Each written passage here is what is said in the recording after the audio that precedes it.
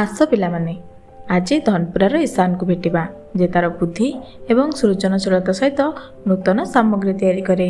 ଏହି କାହାଣୀରେ ଆମେ ଦେଖିବା ଯେ ଈଶାନ କିପରି ସୁରକ୍ଷାର ମହତ୍ତ୍ୱକୁ ବୁଝି ଏକ ଆହ୍ୱାନର ସମ୍ମୁଖୀନ ହୋଇଛି ଓ ସମସ୍ୟାର ସମାଧାନ କରୁଛି।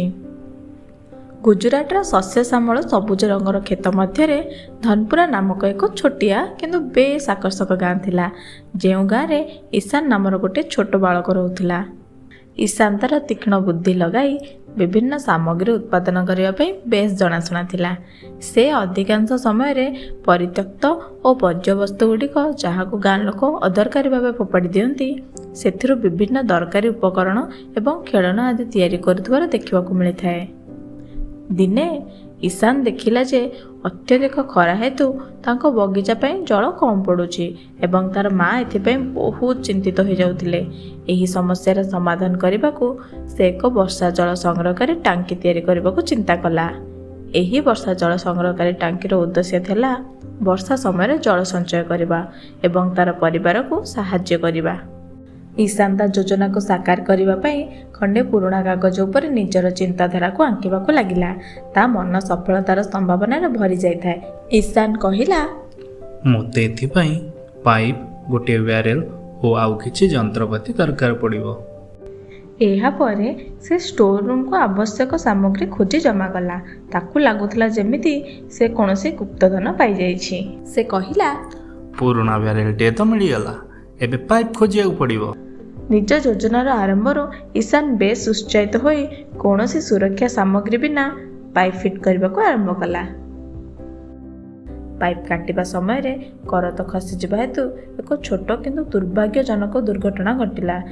ଈଶାନ ଚିତ୍କାର କରି କହିଲା, ଓଃ, ମୁଁ ଟିକେ ଟିକେରେ ବଞ୍ଚିଗଲି। ମୋତେ ଅଧିକ ସାବଧାନ ହୋଇ ଚଳିବାକୁ ପଡ଼ିବ। ନିଜର ଅସାବଧାନତାର ବିପଦକୁ ଅନୁଭବ କରି ଈଶାନ ଏଥିପାଇଁ ପରାମର୍ଶ ନେବାକୁ ସ୍ଥିର କଲା। ଈଶାନ ନିକଟସ୍ଥ କମାରଶାଳରେ କାମ କରୁଥିବା ସ୍ଥାନୀୟ କମାର ନିକଟକୁ ଗଲା, ଯାହାଫଳରେ ସେ ସେଠାରେ ଯନ୍ତ୍ରପାତି ବ୍ୟବହାରର ମୌଳିକ ସୁରକ୍ଷା ନିୟମ ଏବଂ ପ୍ରଭାବଶାଳୀ ଉତ୍ପାଦନ କୌଶଳ ଶିଖିପାରିବ। କମାର ତାକୁ ଗୁରୁତ୍ୱପୂର୍ଣ୍ଣ ନିୟମ ଗୁଡ଼ିକର ବ୍ୟାଖ୍ୟା କରିବା ସହିତ ସୁରକ୍ଷା ନିୟମାବଳୀ ବର୍ଣ୍ଣିତ ଥିବା ପୁସ୍ତକଟିଏ ଦେଲେ।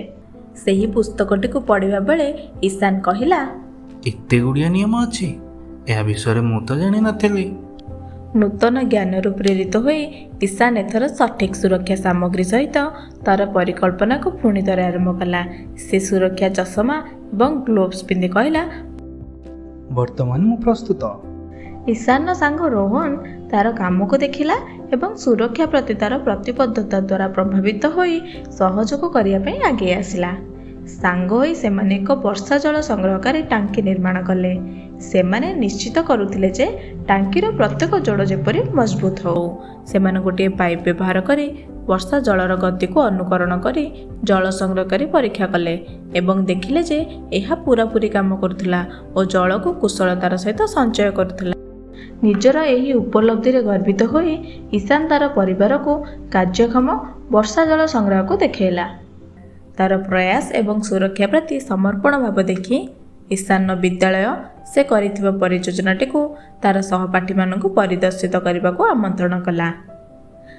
ତାର ପରିଯୋଜନା କେବଳ ତା ପରିବାରକୁ ସାହାଯ୍ୟ କରିନଥିଲା, ବରଂ ତାର ସହପାଠୀଙ୍କୁ ମଧ୍ୟ ନିଜ ପରିଯୋଜନା ଗୁଡ଼ିକୁ ସୁରକ୍ଷିତ ଏବଂ ସୃଜନଶୀଳ ଭାବରେ ଚିନ୍ତା କରିବାକୁ ପ୍ରେରିତ କରିଥିଲା।